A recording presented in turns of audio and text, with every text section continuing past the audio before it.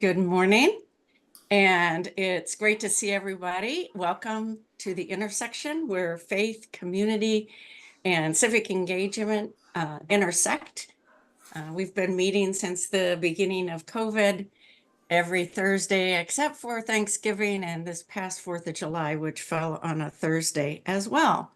So we're going to jump pretty quickly in this morning as the mayor is joining us at 8:15. So I want to make sure that we also get our briefing in today. There are a couple announcements that I'd like to show, if I can find them, while we wait for a few more people. So I'll be sending out this information, but some of you may recall that these last couple of years that we have been meeting with SAPD, but it's called Fusion. So if you look at what's on the screen, you'll see all the people across the bottom who are a part of this Fusion Center of Security in San Antonio. But they've been hosting, co-hosting together this free event, which is October 16th, which would be in 2 weeks, 8 a.m. to noon. Food is provided. I highly encourage all of you to go.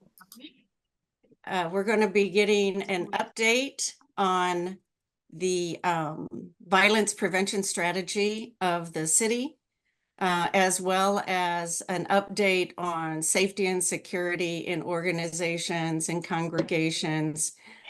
So it's always a good event to come to. So I wanted to tell you that. I'll be sending it out. They do ask for registration because this is in the SAPD headquarters, so they have a list, sign-in list when we get there.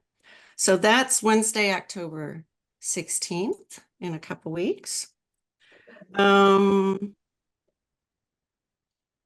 going to keep looking for things I wish to share. Also, I announced this last week in partnership with Texas Impact, which is a interfaith advocacy group in Austin that's been doing tremendous work for decades. But we've been offering in partnership together some community engagement training to help our congregations and organizations, our community, to be prepared for the day after the election. How are we going to be with our neighbors that day, and how do we intentionally prepare for that, whatever the outcome might be? We've already had one of those, went very well. So there are people from all over the state of Texas who are attending this, but there are 2 more sessions this Saturday. There's one early afternoon and then Sunday on mid-afternoon. They're also recorded, so those will be posted as well. But I'm going to copy and paste this, maybe not. There we go. And I'm going to put this in chat so that you can register. They're free, so that doesn't cost anything. 8. I had 2 more, but I might have to look for those. I didn't see them in my quick scanning. So I'm going to turn this over now to Tori, who is the executive director for the Interfaith Welcome Coalition.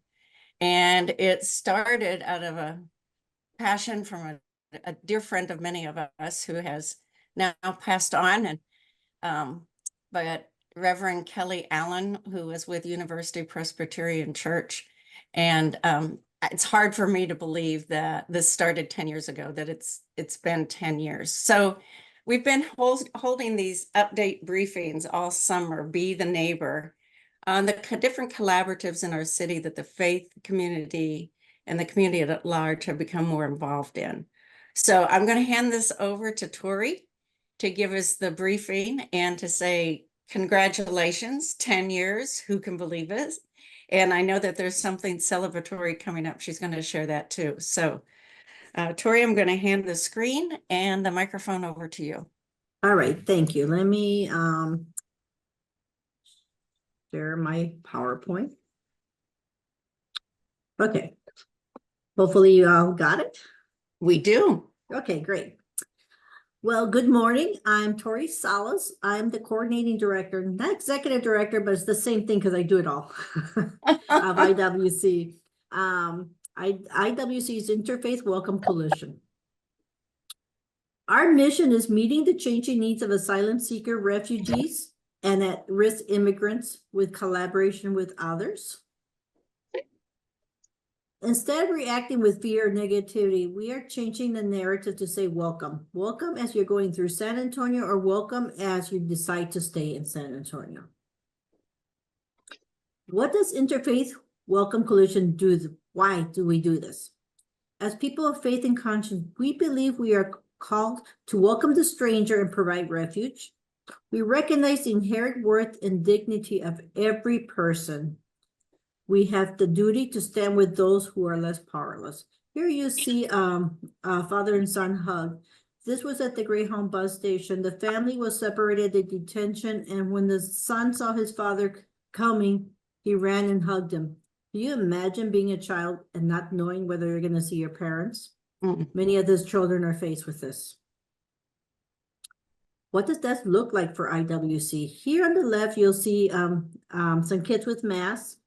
That we provide kids with a kid's backpack with masks, Etch-a-Sketch, with a stuffed animal. This allows the kids to be kids because many of these kids haven't been allowed to be kids on the journey over here. And even at the detention center is highly stressed. So this is the time where they could take a deep breath and just be kids. On the right, we have a volunteer who is helping 2 asylum seekers get their ticket at the kiosk.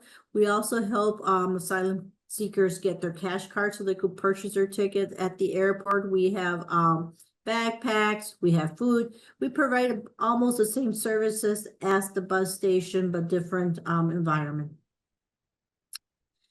We have a warm smile and a friendly greeting on familiar places. It is so important that asylum seekers know that they're welcome, that they will be provided with information, resources, orientation on how to travel, because many times this is the first time they have taken the plane. So we would take them to TSA, explain what documents they need to show TSA, orientate them where their gate will be, how to look at the marquee to see when the next flight takes off. So it's basic orientation that we as people take for granted that have traveled. We're reducing anxiety with meals and navigation services. Here you'll see a volunteer who is providing the asylum seeker with a paper of all the stops they're going to be making on the bus. So he's familiar, so he won't think that his next stop is his final destination. We provide backpacks and basic supplies for their journey onward from San Antonio. Our backpacks have blankets, hygiene products. We have tote bags, because many times asylum seekers don't have bags to carry their personal items. We provide referrals and assistance to other services such as the overnight shelter. Here you'll see a shuttle bus for the Migrant Resource Center picking up the asylum seekers that were at the bus station. Our latest program, our newest program, is the hospitality program. We provide care for special cases such as hospitalization of a family member. Many times, Border Patrol will send the family straight to the hospital, and the asylum seekers are not linked to resources in San Antonio. The hospitals will give us a call to let us know that there's an asylum seeker who needs assistance. We provide the assistance they needed from maybe meals, maybe shelter, getting medical supplies, whatever the asylum seeker needs. Each asylum seeker has different needs. Our latest trend is that if a mother gives birth to a child that is an American citizen, they no longer qualify to get shelter at the Migrant Resource Center. So we step in and provide the assistance for such families. We are also advocating and educating community members for better laws and policies for asylum seekers. This past Saturday, we had a conference, a call to action and justice. It was part of Texas Impact too, and we had 89 participants. The 89 participants, 30 will form an immigration caucus to be part of Texas Impact. And why we're choosing to be part of Texas Impact instead of IWC is because it's not safe for us to be involved with politics. Paxton may come after us, so therefore we're gonna go with Texas Impact so we could meet with the elected representative to provide correct data and positive impact of immigrations in our community. We're communicating our values and our stories to build a community of support and goodwill for all asylum seekers. And this is exciting. Mary Grace is here. Mary Grace gathers stories from all our volunteers here in San Antonio with their encounters with asylum seekers. And this is now on Amazon. So after my presentation, I'll have Mary Grace say a few words, but if you really want to know the human side of the work that we do, you definitely need to get this book because it's on the perspective of our volunteers, and our volunteers are your neighbors, your co-workers. They're people in our community. We also believe in collaboration because we work best when we work together, and that's what part of our mission. Our board chair runs or facilitates the Mid-Texas Welcoming Committee. We have another board member who facilitated Border Collaboration Network and the Shelter Network. And these are not just members from San Antonio or South Texas. This is participants from New York, Chicago, Denver, and even from Mexico. We all get together on Zoom to know what's going on, to know what new policies out there, to discuss with each other and communicate how to better serve asylum seekers. IWC has assisted 346,593 asylum seekers since 2023. That is huge because prior to 2021, it was 100% volunteer driven. Now it's 88% volunteer driven, and we have over 500 volunteers in 6 ministries, which are the bus station, the airport, the backpack, hospitality, and logistics.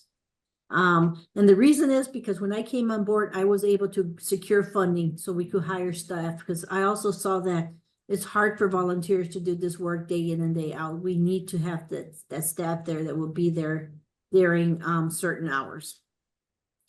And we are also releasing our 10th annual booklet, and that will be coming up at our 10th anniversary conference. This will be 10 years of our history and our outcomes of IWC.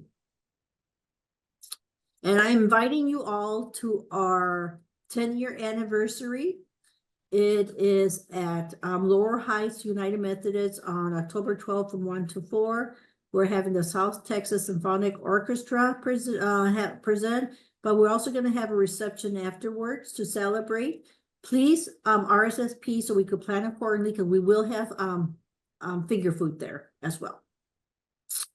And as Anne mentioned, this is in loving memory of Reverend Kelly Allen, who formed IWC as a humanitarian organization to assist women and children fleeing deadly violence and poverty in Central America and seeking asylum in the United States. Now, this is the end of my presentation. Let me stop sharing if I could.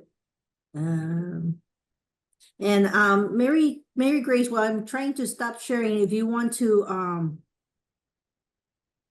say a few words on your book. Yeah, that would be good.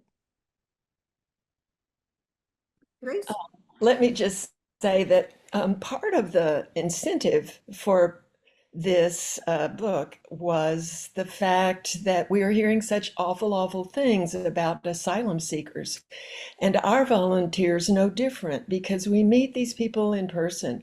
We see their generosity, we see the love of families either coming together for the first time in a while or coming together having gone through some traumatic events together.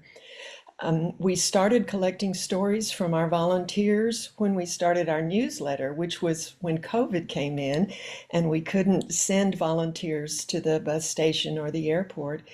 And as sort of a way of holding on to our volunteers, we asked them to tell us some of the stories of things that had, things they had seen happening.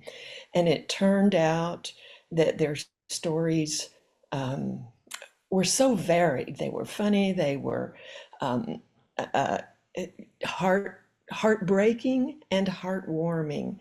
And so we now we have 70 stories in the books about encounters with asylum seekers. And I will put the link to the Amazon page in the chat as well. Thanks. It's so good to see you, Mary Grace. Thanks. Thank you for those stories. Mary Grace has also been part of the story collaborative within the faith-based initiative. So she loves stories, and I can't wait to see these as well. While we're waiting, Tori, for the mayor to step in, I'm sure you can always use more volunteers. We could always use more help. volunteers, yes. Our volunteer coordinator, Dre Rodriguez, is here. But we could always use volunteers who will plan to stay 6 months to a year. Because it does cost, we do background check, we do vet volunteers, we do provide orientation training, and it takes a lot of energy to do that. So we would like our volunteers to stay around a while.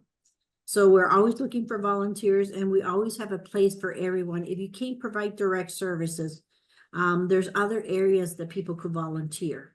And we could not do this with all the volunteers in collaboration with different organizations. For example, the Latter-day Saints, they provide our logistic. As people know, most of our volunteers are older, so they give us 3 ministry, or what is it, elders, to help us move our supplies, because we are constantly moving supplies from one area to the other. So it takes a lot of organization, a lot of faith-based organization to help us do the work that we do. From the Mennonite Church right here that my office is at, from Broco de Refugio, the long-term shelter that we put asylum seekers at. It takes a community to make this work. And so please, if you feel like your heart is in there, please do come to us and volunteer with us. And besides funding, Tori, what other kinds of donations do you need? How else can people help? We are known as the backpack peoples. We would take backpacks because our backpacks come from private donors. So we would take backpacks. What is it? Items that socks, hygiene products. So there's many other items that people could donate to us that doesn't have to be money. But most importantly, their time. Their time is priceless. Mm-hmm. And I noticed the mayor just came on, but I have one last question for Tori.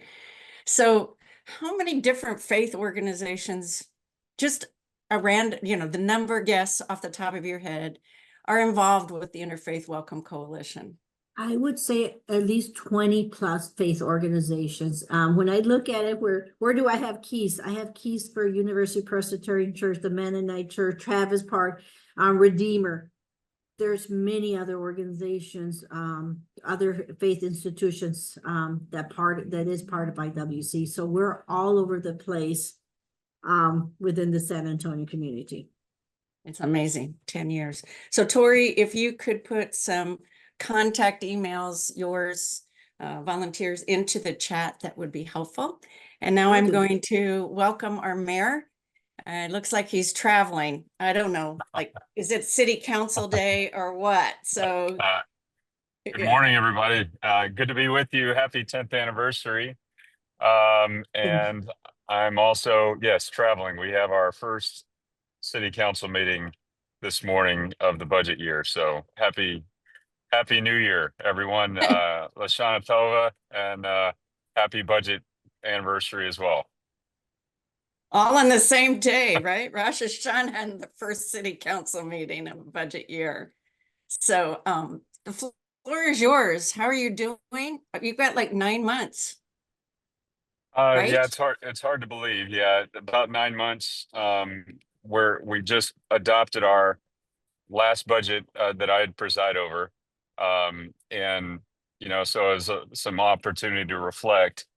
And I'm happy to answer any questions about what's important on my mind in that regard. But I do want to just thank everybody that's here, because the Interfaith Welcome Coalition and this intersection gathering that we've had, I guess, since the pandemic began, Yep. and the conversations that we've had to bring communities together through challenging times, but also through some celebrations, and just trying to figure issues out together, have been enormously helpful. And I hope that as you've seen the last few years unfold, and even going into this year's budget, you can see all those conversations at work.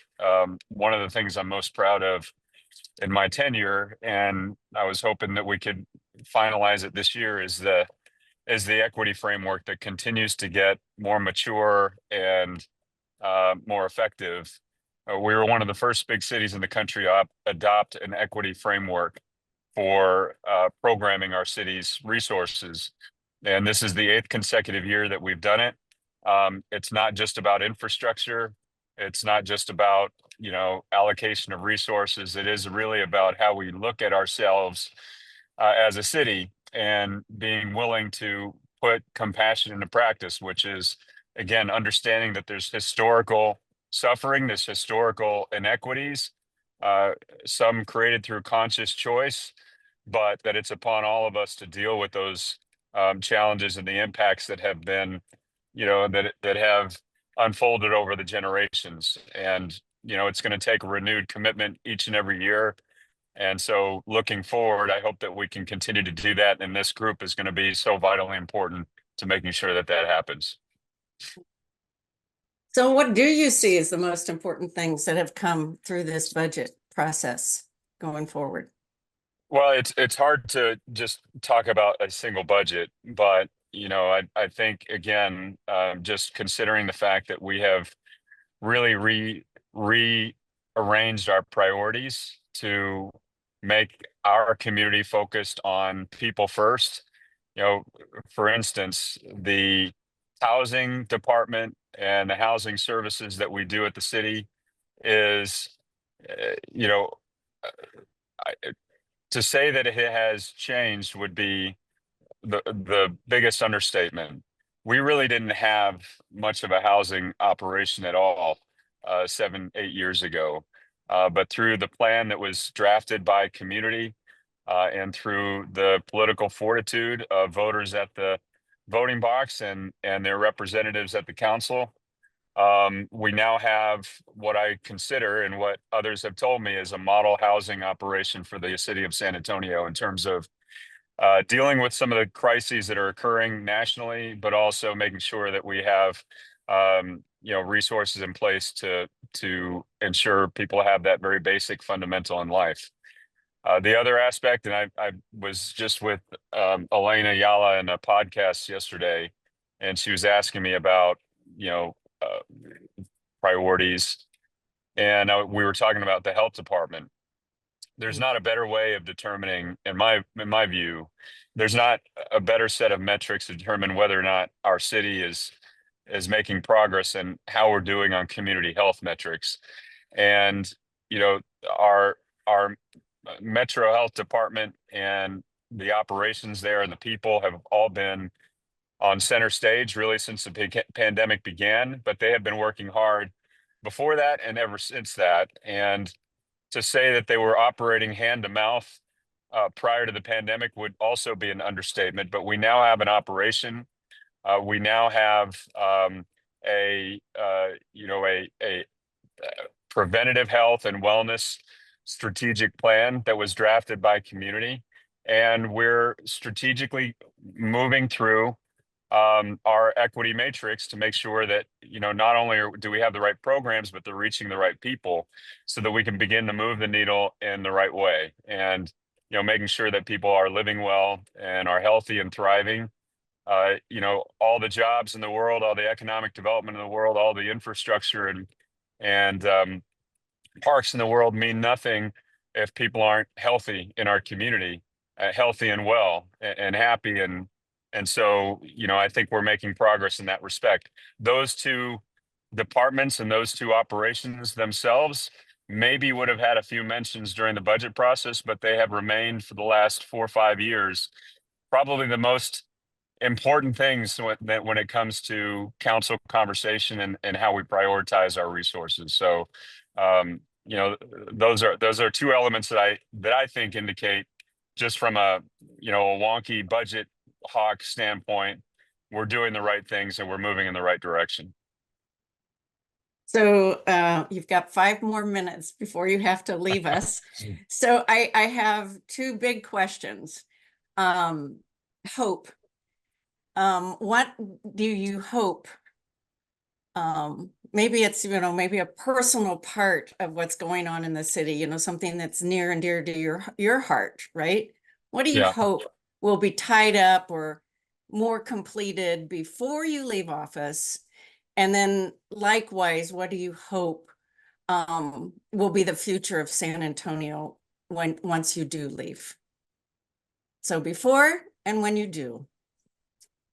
Well, I mean, there's a lot of things, and I don't want to just talk specific projects, but I will say there's one key element of infrastructure that we're forgetting, or that we have forgotten over the years, that we're finally going to make progress on, and it's a key pillar of economic mobility, and that is making sure that people have access to public transportation. And this city has talked about bona fide, effective mass transportation for our entire existence. We're finally actually going to be breaking ground, and hopefully we'll be fully funded on our first mass transit system by the spring of next year. And so I hope before I'm leaving that we're actually doing something that we've always dreamed of, which is actually moving dirt and breaking ground on public transportation in our city. The other thing I would say is that, and this is more,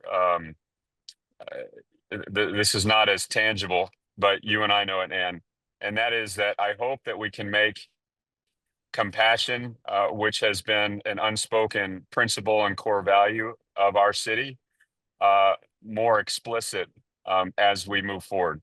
We know how important it is. It was the first thing I wanted to make sure that we did in my administration, is to adopt a resolution and sign a charter for compassion. We did that. Since then, the work of the Compassion Initiative and the training that's happening, and now moving to Compassionate USA, which is now taking these lessons and principles to cities and towns and organizations all across the world. We know what that's doing, but what I want to see is that this community makes compassion an explicit part of our values, and that takes a little bit of work through our bureaucracy, because we know how that operates. But just as equity has become a kitchen table word for us, and I think in a very important, good way, I hope compassion does the same thing for the city of San Antonio. Yeah, it'd be nice if we were able to see and name what is compassion. So, for example, the equity piece that you're talking about, that's compassion. Absolutely. In fact, I'm glad you said that, Ann, because that's how I talk about it. We didn't get to the equity conversation, which was what generated the housing conversation. We didn't get to that unless we established compassion as the foundational principle for public life and public policy. And so that was very intentional. And I think if we understand it that way, we should be talking about it that way and calling it out, as you said. Yeah. I mean, that access to transportation, that's compassion. Absolutely. Ready to work is compassion. Welcoming those who are migrating through here, that's compassion. So I to hope, be able to see it. No, so you see that common thread, and we know it's all intentional. That's what I hope people understand, is that's the root of it all. And if we can recognize that and call it out, before I leave, that would be a wonderful thing. It would be. So it's 8:29. And this is when we generally take our pause, and this is when the mayor is going to have to leave us. But Mayor, we're going to have you back absolutely before the end of your term. And we can talk on these two hopes and what it's about. Thanks for taking the time this morning and being with us, reminding us that it's Rosh Hashanah. It's a new year for the San Antonio budget. It's really an intersection where we find ourselves, and really in a very different place than even a decade ago. So thank you for all your leadership, and we'll hear from you again. So Thank you all Mayor, very have a much. great day. We're going to You too. continue a little bit. Thank you. So we can go back to Tori, or even what the mayor has said. And if we want to open this up for some conversation among us this morning, that would be great. I see a yes, mass transit is mandatory for SA to thrive. So I think he's right on about that. We could see more of that. And folks, raise your hand, put something in chat, or just open up your mic for any part of the conversation that we've been having this morning. Comments, question. Beverly has her hand up. You know, and having you working with the mayor, and just even having an office that he is, excuse me, that he has established with you really does set a precedent. And I really hope that whomever is our next mayor will continue this, because oftentimes initiatives come and go with people.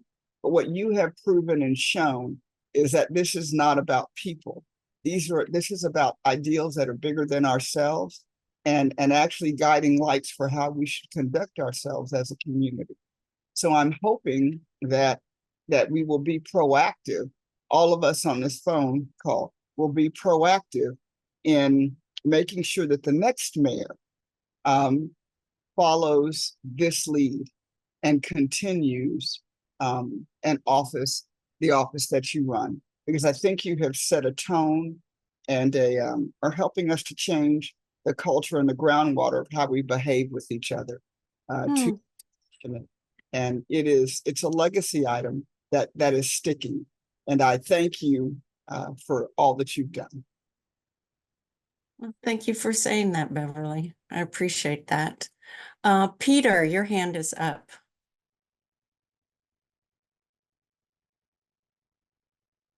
And you'll need to unmute if you're talking. I can't see your face, Peter, so I don't know if you are. Yeah, sorry about that, Ann. Trying That's to come okay. off mute. Yes, I wholeheartedly agree with Beverly on her comments. I couldn't have said it any better. I shared that with the mayor at one point, maybe a year or so ago, that I thought the most important thing that he did when he became mayor was that just declares that a compassionate city and creating that culture over all these years. And the faith-based office has been such a blessing to so many in the faith community that have engaged. And I think for myself, being able to attend religiously on Thursday has been so edifying, spiritually uplifting, and connecting with so many community leaders inspired by people that are doing such great work. And it's a tribute to you. And I agree that whoever comes next in the city leadership, that they appreciate this work and see the value, because it's immeasurable. And I have so many testimonies personally that I can speak to. So I just wanted to say that. Just grateful to be a part of the group. Thank you, Peter. Thank you all. I mean, this is more than a team effort. This is a community effort. And I appreciated the mayor and our example this morning. I mean, the Interfaith Welcome Coalition is one of our prime examples of, community commitment, community collaboration, between the faith community at large, with the city, with the bus station, with the airport. I mean, that's a lot of relationship. It's a lot of collaboration. That kind of work doesn't just happen and then continue, right? That's the key part. And then continue without those relationships being built. And not without some real effort and frustration and messiness along the way. We all know that. But we know too what it looks like when there's real commitment from the community. And again, Interfaith Welcome Coalition is such a perfect example of that. In the next 2 weeks, we're going to be hearing more about immigration and refugees in San Antonio. We will be hearing from the immigration liaison, Myra, with the city. And so she will be bringing us up to date on that kind of work and the partnerships we have from the city's perspective. And then we'll also be hearing from Nadia with Cultural Lingua and the work that really incredible work that they've also been doing with refugees across San Antonio as well. Great efforts with so much commitment and growth. We could spend as much time looking at these folks and, like even with the immigration liaison, I mean, a half a dozen years ago, that person didn't exist within the city. And now there's structure and plan within that. But we can look at the Interfaith Welcome Coalition. It's 10 years old, but 10 years ago, it didn't exist. And now they have a, coordinating director, the person who does everything, right? But the same is true with Cultural Lingua. I don't even know the founding date, but we're going to find out. It was not 10 years ago. And, now they have staff and are doing just some incredible work. So we're going to be hearing about that in the next couple of weeks. I think we also need to hear from Texas Impact, it sounds like, because they keep coming up in different parts of our conversation. So it might be helpful because that's also an interfaith organization, but on a state wide level. So I may invite them in like for the last Thursday of the month. I think that which is good timing because they do a lot with voting. So any other thoughts or questions before we sign off today and look forward to seeing each other next week? Well, thank you all. It was great to see you this morning at the intersection. It looks to be another beautiful day. I looked and it was, I don't know, 68 when I woke up this morning. Yummy. So enjoy the day while it's still maybe a little bit on the cooler side. And we'll see you next week at the intersection. Have great days. Have a blessed weekend, San Antonio. Thank you.